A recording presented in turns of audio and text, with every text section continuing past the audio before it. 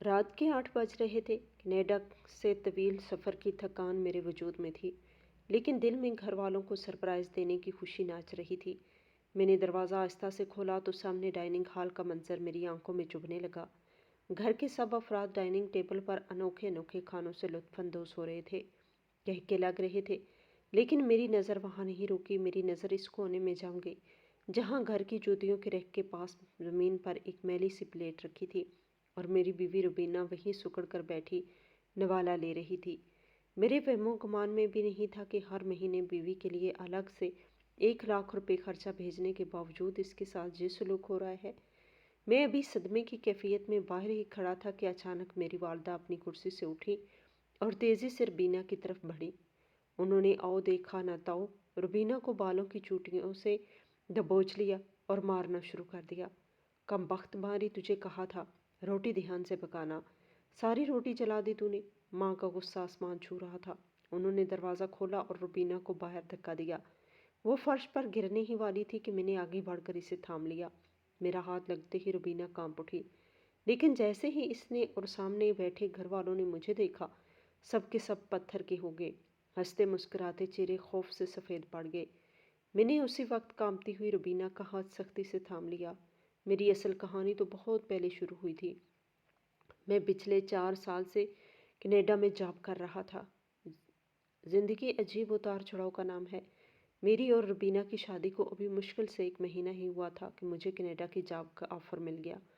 یہ میرے لیے کسی خواب سے کم نہیں تھا، لیکن اس خواب کی تعبیر کے پیچھے ایک لمبی کہانی تھی۔ روبینہ میری چچا زاد تھی اور بلا کی خوبصورت۔ اس کی معصومیت اور میرا خاندان بھر میں مشہور تھا۔ میری والدہ کو روبینہ ایک آنکھ نہیں بہاتی تھی۔ وہ اپنی کسی دور کے رشتہ دار کی بیٹی سے میری شادی کروانا چاہتی تھی، جو شاید زیادہ جہیز لا سکتی تھی، لیکن چاچا اور چاچی اس بات پر بے ضد ہو گئے تھے کہ اگر تمہارے بیٹے نے کینیڈا جانا ہے اور سیٹل ہونا ہے تو پہلے اسے ہماری بیٹی سے نکاح کرنا ہوگا، ورنہ ہم ویزے کے عمل میں کوئی مدد نہیں کریں گے۔ چاچا کے اثر و رسوخ کی وجہ سے مجھے ویزا ملنا آسان تھا، اسی لیے ماں نے دل پر پتھر رکھ کر ہاں تو کر دی، مگر ان کی آنکھوں میں چھپی ناگواری مجھے شادی والے دن بھی نظر آ رہی تھی۔ خیر میں کینیڈا چلا گیا۔ پردیس کے ابتدائی دن بہت سخت ہوتے ہیں۔ دل ہر وقت گھر اٹکا رہتا ہے۔ میں جب بھی اپنی ڈیوٹی سے فارغ ہوتا تو فوراً روبینہ کو ویڈیو کال کرتا۔ مجھے امید ہوتی کہ وہ مجھے دیکھ کر چہک اٹھے گی، ڈھیروں باتیں کریں گی، جیسا کہ نئی نویلی دلہنیں کرتی ہیں، لیکن ہوتا اس کے برعکس تھا۔ اور روبینہ بہت نپے تلے جواب دیتی۔ وہ سکرین پر نظر تو آتی لیکن اس کی آنکھیں کہیں اور ہی دیکھ رہی ہوتی۔ کیسی ہو روبینہ؟ گھر میں سب ٹھیک ہے؟ میں بڑے اشتیاق سے پوچھتا۔ جی سب ٹھیک ہے، بس سر میں درد ہے، وہ نظریں چھپا کر جواب دیتی۔ میری ماں اور بہنیں تمہارا خیال تو رکھتی ہیں نا؟ کوئی مسئلہ تو نہیں ہے؟ میں گریدتا۔ مجھے لگتا تھا شاید وہ شرما رہی ہے۔ ہاں ہاں بالکل ٹھیک رویہ ہے سب کا، آپ فکر نہ کریں، بس مجھے سونا ہے، میں آپ سے زیادہ بات نہیں کر سکتی۔ وہ جلدی سے بات ختم کرنے کی کوشش کرتی۔ کبھی کبھی مجھے غصہ بھی آتا۔ روبینہ میں سارا دن کام کر کے تھک جاتا ہوں، تمہاری آواز سننے کے لیے کال کرتا ہوں اور تم ہو کہ فون بند کرنے کی جلدی ہوتی ہے۔ ابھی تو بات شروع ہوئی ہے، وہ دوسری طرف سے عجیب اکتاہٹ بھرے لہجے میں کہتی۔ آپ کینیڈا گئے ہیں تو اپنے کام کی طرف توجہ دیں، یہ کیا ہر وقت فون لے کر بیٹھ جاتے ہیں؟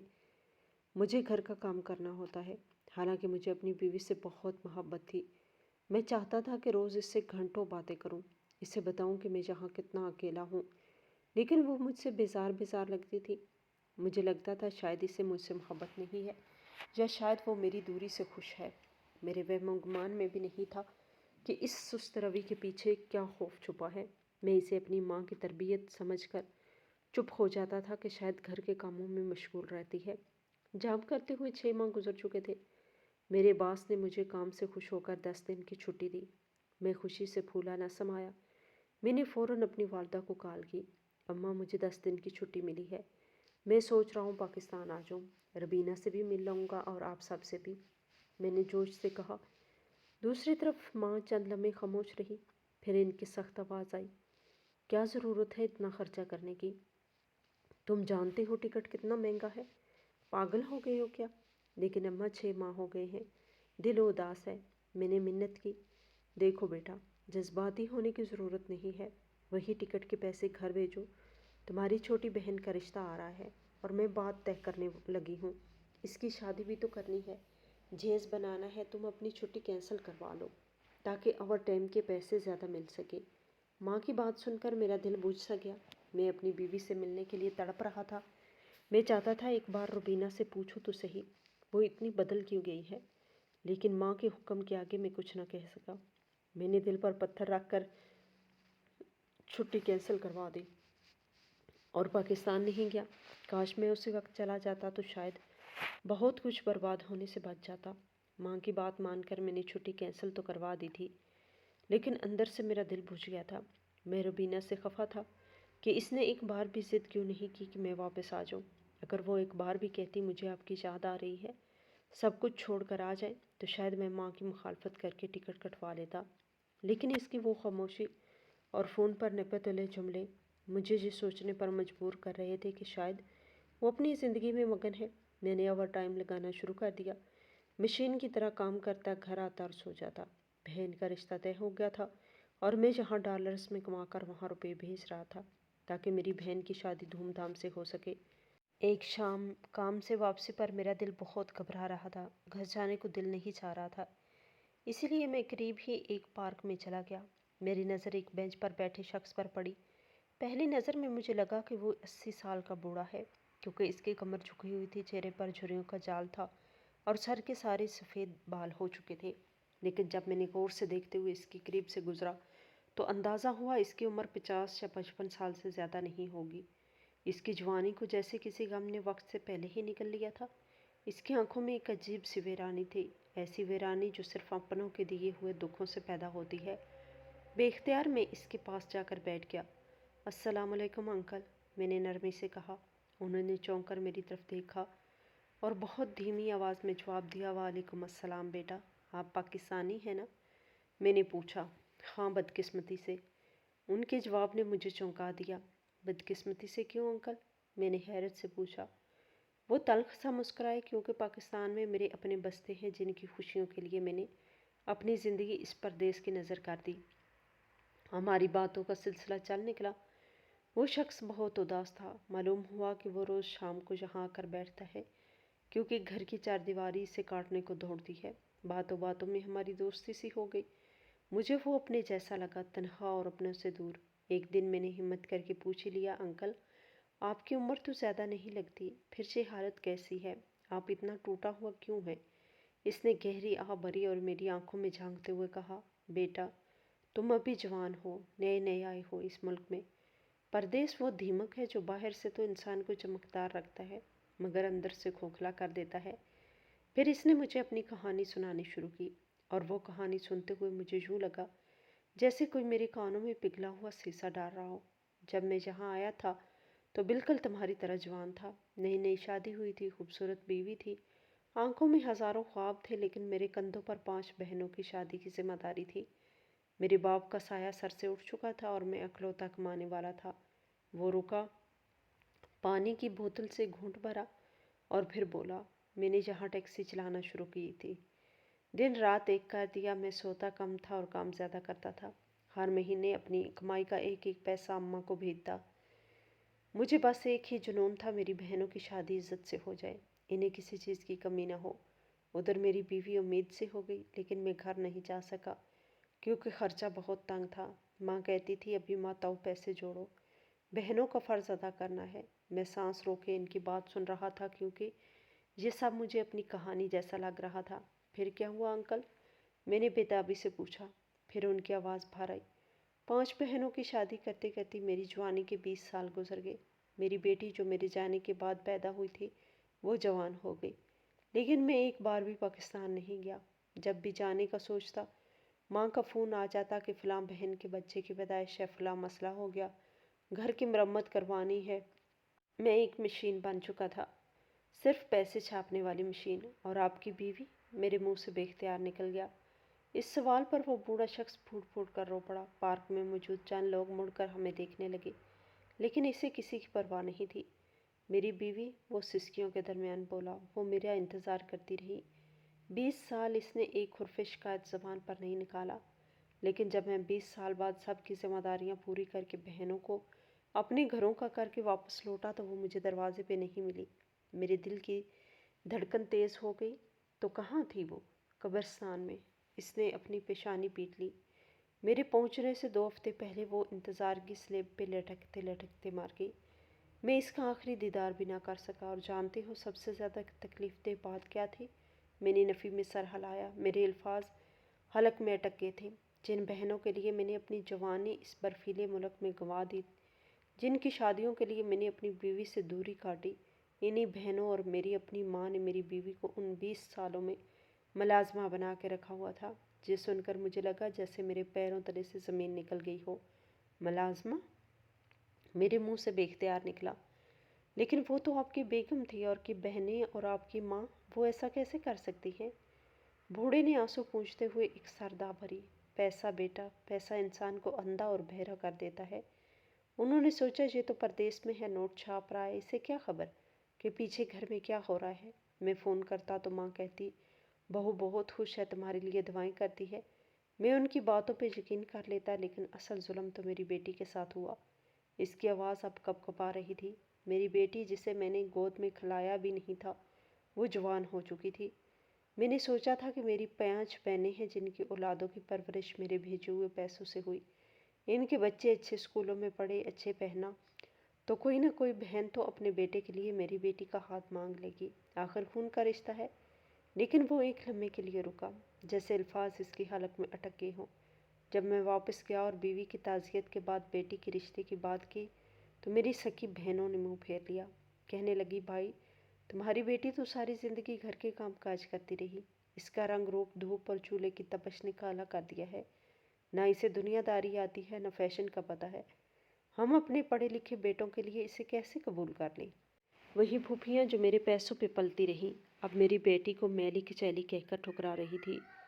मेरे रोंगटे खड़े हो रहे थे। इस शख्स की दास्तान किसी डरावने ख्वाब से कम नहीं थी। बेटा, मेरी बेटी की हालत भी किसी मुलाजमा से कम नहीं थी। घर के बच्चे नए कपड़े पहनते और मेरी बेटी इनकी उतरन पहनती थी।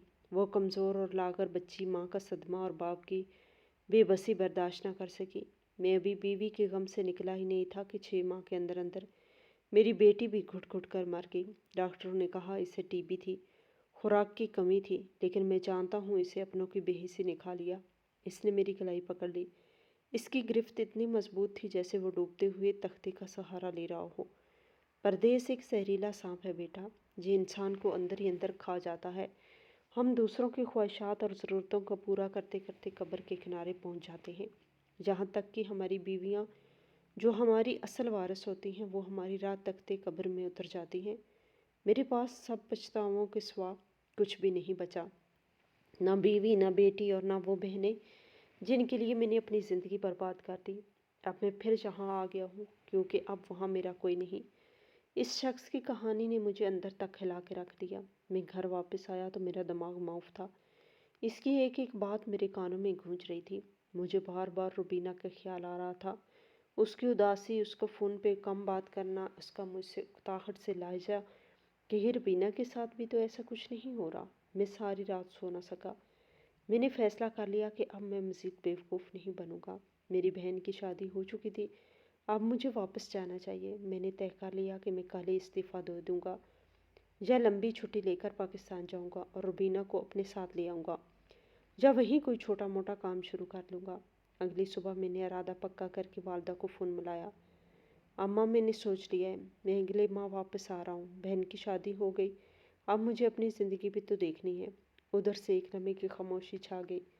फिर माँ की जज्बाती आवाज़ आई, हाँ बेटा आ जाओ, तुम्हारा घर है। लेकिन मैं सोच रही थी कि हम कब तक किराए के मकानों में धक्के खाएंगे। मैंने एक मकान देखा है, बहुत सस्ता मिल रहा है। अगर तुम थोड़े पैसे और भेज दो तो हम अपना ज़ाती घर ले लेंगे। जब तुम आओ तो अपनी छत तो हो, वरना जहाँ कर फिर किराए की टेंशन होगी। मैं जो वापसी का पक्का इरादा कर चुका था, माँ की इस बात पर फिर तसद का शिकार हो गया। अपना घर, ये हर परदेसी का ख्वाब होता है। लेकिन अम्मा, मेरे पास इतने पैसे तो नहीं। अरे बेटा, मैंने कमेटी डाली हुई थी, वो निकल आई है। कुछ जेवर भेज दूंगी, बस तुम थोड़ी हिम्मत करो। साल भर और टिक जाओ वहाँ। बस एक बार घर बन जाए, फिर तुम आ जाना। फिर तुम्हें कोई नहीं रोकेगा। میں چاہتی ہوں تم آؤ تو شہزادوں کی طرح اپنے گھر میں رہو۔ اماں کے لہجے میں اتنی اپنائیت اور ہمدردی تھی کہ میرے دماغ میں اس بوڑھے شخص کی باتیں دھندلنے لگی۔ میں نے سوچا ماں ٹھیک ہی تو کہہ رہی ہے، اپنا گھر ہوگا تو روبینہ بھی خوش رہے گی۔ میں نے ایک بار پھر اپنی خواہش کا گلا گھونٹ دیا۔ بہرحال 1 سال اور بیت گیا۔ میں نے دن رات ایک کر کے پیسے بھیجے اور آخرکار ماں نے مجھے نئے گھر کی ویڈیو بنا کر بھیجی۔ 2 منزلہ خوبصورت مکان۔ ماں نے بتایا کہ گھر خرید لیا گیا ہے۔ میرے دل کو تسلی ہوئی کہ چلو میری محنت رنگ لائی، لیکن جب کاغذات کی بات ہوئی تو پتہ چلا گھر ماں نے اپنے نام کروا لیا ہے۔ میں نے فون پر پوچھا، اماں گھر تو میرے پیسوں کا تھا، آپ نے اپنے نام کیوں کروایا؟ ماں ہنس کر بولی، ارے پگلے، میں کون سا ساتھ لے کر قبر میں جاؤں گی؟ تیرے نام ہی ہو جائے گا۔ میں تو بس گھر کی بڑی ہوں، اس لیے جب تم آؤ گے تو تمہارے نام کروا دوں گی۔ تم ان چھوٹی چھوٹی باتوں میں مت پڑو۔ میں نے بھی تو سوچا ماں ہی تو ہے، کیا فرق پڑتا ہے؟ مجھے کیا پتا تھا کہ یہ جال اور مضبوط ہوتا جا رہا ہے۔ گھر مکمل ہو چکا تھا۔ میرے پاس اب اتنے پیسے جمع ہو چکے تھے کہ پاکستان جا کر کوئی چھوٹا موٹا کاروبار شروع کر سکوں، پر پردیس کی تنہائی اور وہموں نے مجھے نڈھال کر دیا تھا۔ میں نے فیصلہ کر لیا، بس اب بہت ہو گیا، مجھے واپس جانا ہے۔ میرا دل کہہ رہا تھا اب اگر بھی میں نہ گیا تو شاید بہت دیر ہو جائے گی۔ میں نے اسی شام اپنی والدہ کو فون ملایا۔ ان کا لہجہ پرجوش تھا۔ میں نے کہا، اماں گھر تو بن گیا، میرے پاس اتنے پیسے بھی ہیں کہ اپنا کام شروع کر سکوں، اسی لیے میں نے سوچا ہے کہ میں اگلے ہفتے کی ٹکٹ بک کروا لیتا ہوں۔ میری بات سن کر دوسری طرف یکدم خاموشی چھا گئی۔ میں سمجھا شاید لائن کٹ گئی ہے یا ماں خوشی سے کچھ بول نہیں رہی ہے۔ میں نے ہیلو ہیلو کیا، ماں کی آواز آئی، مگر اس میں وہ خوشی نہیں تھی جس کی مجھے توقع تھی۔ وہ سنجیدگی سے بولی، بیٹا تم جذبات میں فیصلے کیوں کرتے ہو؟ ابھی تو گھر بنا ہے اور تم جانتے ہو خالی گھر ڈھانچہ تو نہیں ہوتا، اسے بھرنا بھی پڑتا ہے۔ میں نے حیرت سے کہا، اماں سامان بھی تو میں نے ہی بیچا ہے، اور کیا چاہیے؟ وہ بولی، بات سامان کی نہیں، تمہیں خبر ہے تمہاری بڑی بہن کے یہاں جڑواں بچے پیدا ہوئے ہیں، اللہ نے اسے 2 بیٹوں سے نوازا ہے۔ میں نے اس کی شادی اتنے بڑے گھرانے میں کی تھی، اب اگر ہم خالی ہاتھ جائیں گے تو ہماری کیا عزت رہ جائے گی؟ ہمیں اس کے سسرال والوں کی ناک بھی رکھنی ہے۔ تمہاری بہن کو رخصت کرنا ہے تو دینا دلانا تو پڑے گا۔ میں نے وعدہ کیا ہے کہ ہم تمہاری بھانجی اور دونوں بیٹوں کو سونے کی چیزیں دیں گے۔ میں سر پکڑ کر بیٹھ گیا۔ میں نے کہا، اماں سونے کی قیمتیں آسمان پر ہیں، میں اتنا خرچہ کیسے کروں گا؟ ماں نے فوراً جذباتی وار کیا۔ وہ کہنے لگی کہ اپنی بہن کی عزت خاک میں ملا دے گا، وہ ساری زندگی تانے سنے گی کہ اس کا بھائی کینیڈا میں ہے، اس کے لیے کچھ نہ کر سکا، اور ابھی تو تمہارے چھوٹے بھائی کی نوکری بھی نہیں لگی، سارا بوجھ تمہارے کندھوں پر ہے، تم آ جاؤ گے تو جہاں تو سب بھوکے مر جائیں گے۔ تم ایسا کرو، چند ماہ اور لگا لو، تب تک تمہارے بھائی کی نوکری بھی لگ جائے گی اور بہن کے فریضے سے بھی فارغ ہو جائیں گے، پھر میں تمہیں نہیں روکوں گی۔ میں ایک بار پھر مجبور ہو گیا۔ ماں کی محبت اور ماں کی عزت کا واسطہ ایسا تھا کہ میں انکار نہ کر سکا۔ میں نے دل پر پتھر رکھ کر کہا، ٹھیک ہے اماں، بس یہ آخری بار ہے، میں 6 ماہ بعد ہر حال میں واپس آ جاؤں گا۔ اس دوران میری روبینہ سے جب بھی بات ہوئی تو مجھے اس کے چہرے پر عجیب سی اداسی نظر آنے لگی۔ اس کی رعنائیت جو کبھی گلاب کی طرح کھلتی تھی اب پھیکی پڑنے لگی۔ ویڈیو کال پر مجھے اس کی آنکھوں کے گرد گہرے سیاہ حلقے صاف نظر آتے تھے۔ وہ مجھ سے نظریں نہیں ملاتی تھی۔ میں اکثر اس سے پوچھتا، ربینہ تمہارا رنگ کیوں خراب ہو رہا ہے؟ تم بیمار لگ رہی ہو۔ وہ مسکرانے کی ناکام کوشش کرتی اور کہتی، کچھ نہیں، بس کچھ دنوں سے بخار تھا اور موسم بھی بدل رہا ہے۔ ایک بار مجھے ویڈیو کال پر اس کی شدید کھانسی کی آواز آئی۔ وہ اپنا منہ دوپٹے میں چھپا کر کھانس رہی تھی۔ میں نے گھبرا کر پوچھا، تم ڈاکٹر کے پاس کیوں نہیں گئی؟ وہ جلدی سے بولی، گئی تھی اور دوا بھی کھا رہی ہوں، میں ٹھیک ہو جاؤں گی، آپ فکر نہ کریں۔ اس نے یہ کہہ کر فوراً فون بند کر دیا۔ مجھے ایسا لگتا تھا جیسے وہ تھکی تھکی سی ہے اور مجھ سے بات کرنے کی ہمت بھی نہیں کر پا رہی۔ مجھے رہتے ہوئے پارک والے اس بوڑھے شخص کی باتیں یاد آنے لگی۔ یقیناً کوئی نہ کوئی بات تو تھی جو مجھ سے چھپائی جا رہی تھی۔ ربینہ تو بہت باتوں والی ہوا کرتی تھی، وہ گھنٹوں مجھ سے باتیں کرتی تھی، چھوٹی چھوٹی شرارتیں کرتی تھی، لیکن اب تو جیسے لگتا تھا اس کے پاس میرے لیے کوئی بات ہی نہ بچی ہو۔ وہ بس میری بات سنتی اور ہاں کر کے فون کاٹ دیتی۔ مجھے اس کے رویے میں بیزاری سے زیادہ خوف اور مجبوری نظر آنے لگی تھی۔ میرا دل اندر سے گواہی دے رہا تھا کہ سب اچھا نہیں ہے، لیکن ماں کی یقین دہانیاں مجھے خاموش کروا دیتی تھی۔ میں نے سوچ لیا تھا کہ اب چاہے جو بھی ہو میں کسی کو نہیں بتاؤں گا۔ میں نے 6 ماہ کا وعدہ تو کیا ہے، لیکن میں اس سے پہلے ہی جاؤں گا۔ میں سب کو سرپرائز دوں گا اور اپنی آنکھوں سے دیکھوں گا کہ آخر معاملہ کیا ہے۔ میرا یہ فیصلہ میری زندگی کا سب سے بڑا فیصلہ ثابت ہونے والا تھا۔ میں نے فیصلہ کر لیا تھا کہ اب میں مزید انتظار نہیں کروں گا۔ ماں کی فرمائشیں ختم ہونے کا نام ہی نہیں لے رہی تھی اور روبینہ کی خاموشی مجھے اندر ہی اندر زخمی کر رہی تھی۔ میرے ذہن میں بار بار اسی بوڑھے شخص کا چہرہ گھوم رہا تھا جس نے اپنی زندگی اپنوں کی خوشیوں کی بھینٹ چڑھا دی تھی۔ میں اپنی زندگی کا انجام اس جیسا نہیں چاہتا تھا۔ میں نے کسی کو کانوں کان خبر نہیں ہونے دی اور خاموشی سے پاکستان کا ٹکٹ کٹوا لیا۔ میرا ارادہ تھا کہ میں اچانک گھر پہنچ کر سب کو حیران کر دوں گا اور اپنی آنکھوں سے دیکھوں گا کہ آخر روبینہ اتنی بجھی بجھی کیوں رہتی ہے۔ روانگی سے ایک دن پہلے میں نے حسب معمول گھر ویڈیو کال کی۔ ماں بہت خوش نظر آ رہی تھی کیونکہ میں نے انہیں بتایا تھا کہ بہن اور بچوں کے لیے میں نے کچھ پیسے اور بھیج دیے ہیں۔ میں نے ماں سے کہا روبینہ سے بات کروا دے۔ ماں نے فون کا رخ روبینہ کی طرف کیا تو میرا دل دھک سے رہ گیا۔ اس نے سر پر ایک پرانا سا دوپٹہ اڑا ہوا تھا۔ وہ کیمرے کی طرف دیکھنے سے کتراتی نظر آ رہی تھی۔ میں نے پوچھا روبینہ تم کیسی ہو؟ گھر میں سب کیسا چل رہا ہے؟ اس نے بڑی مشکل سے نظریں اٹھائی اور اکھڑے اکھڑے انداز میں جواب دیا، میں ٹھیک ہوں اور سب بہت اچھا ہے۔ اس کی آواز میں جذبات کا نام و نشان نہیں تھا۔ مجھے ایسا لگا جیسے کوئی طوطا رٹا رٹایا سبق دہرا رہا ہو۔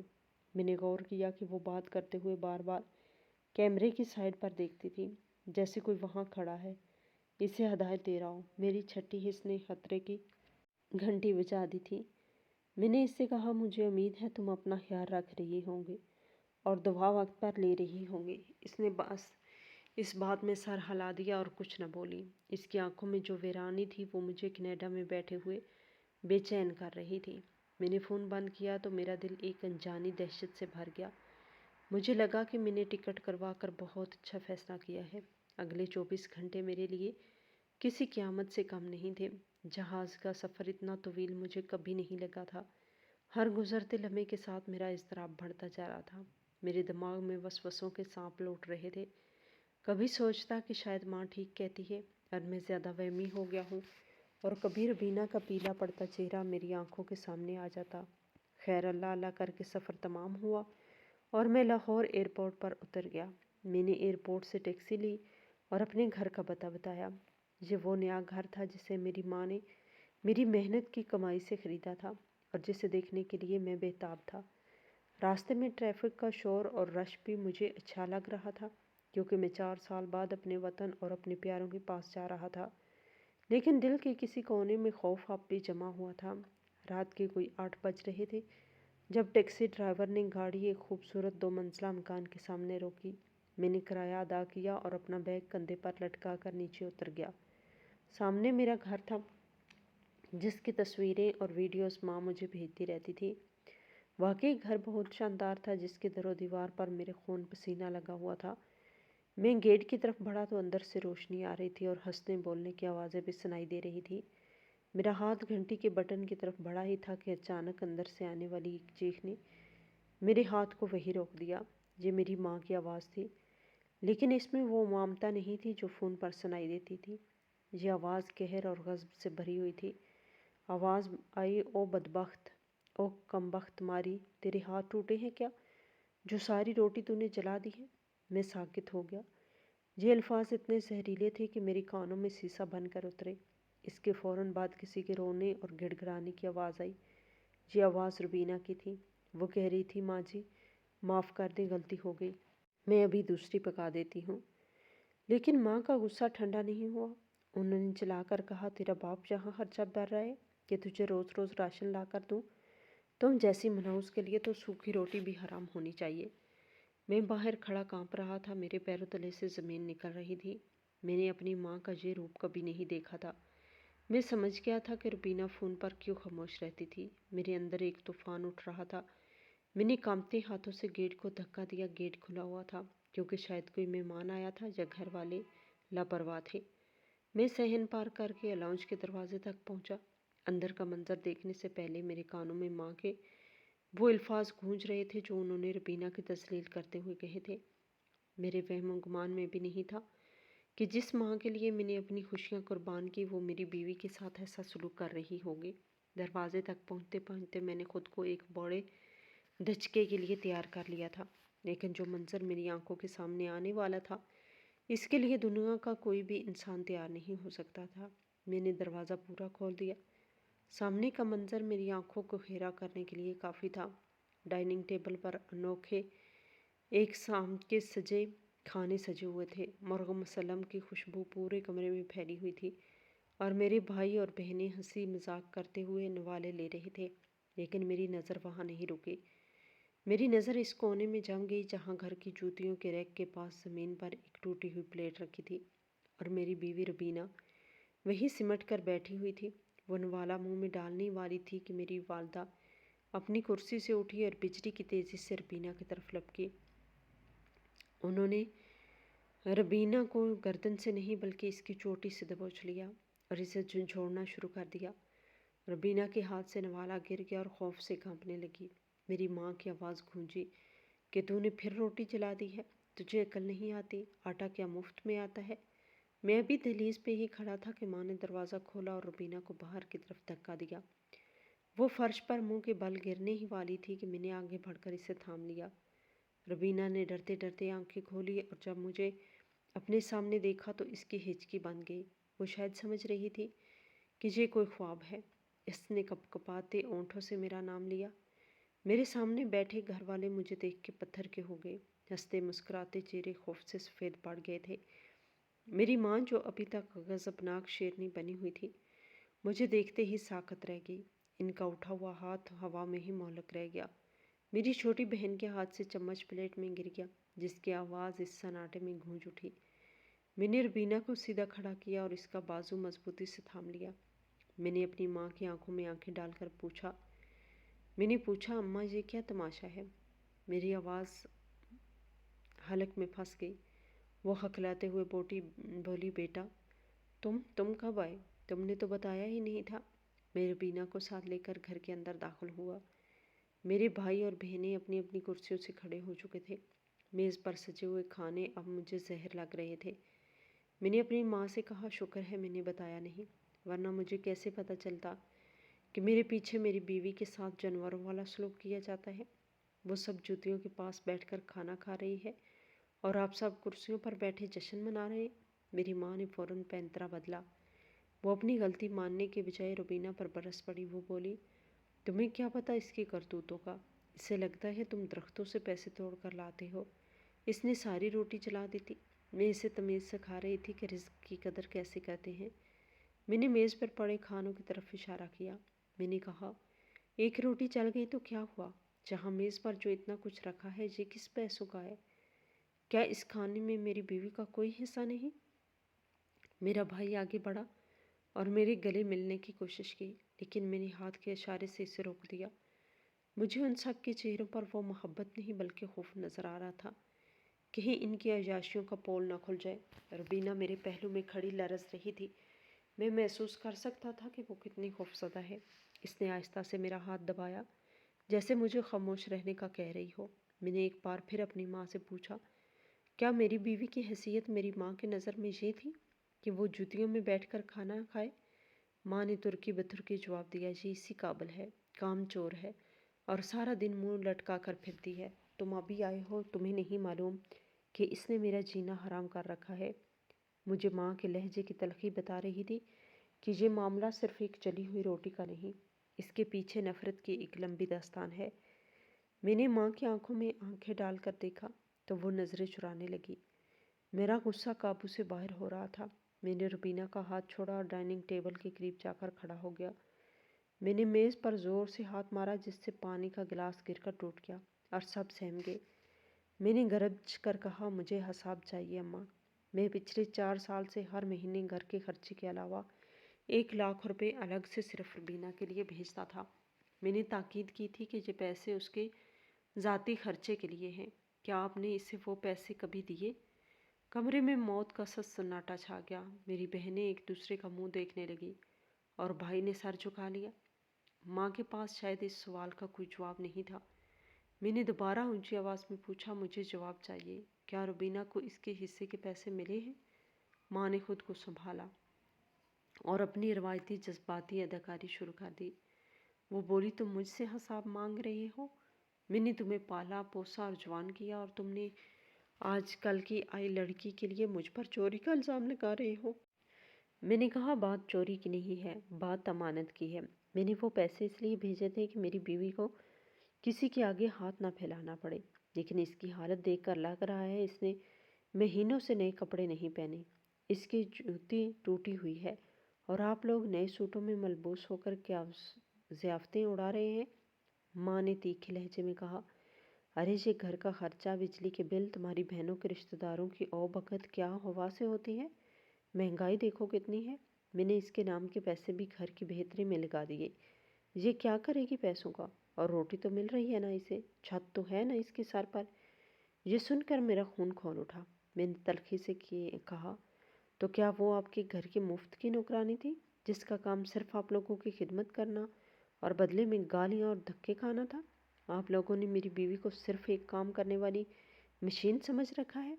میں وہاں پردیس میں اپنی ہڈیاں گلا رہا ہوں اور آپ لوگ میری ہی بیوی پر ظلم کر رہے ہیں۔ میرے بھائی نے مداخلت کی کوشش کی، بھائی آپ امی سے بدتمیزی کر رہے ہیں، لیکن میں نے اسے سختی سے جھڑک دیا۔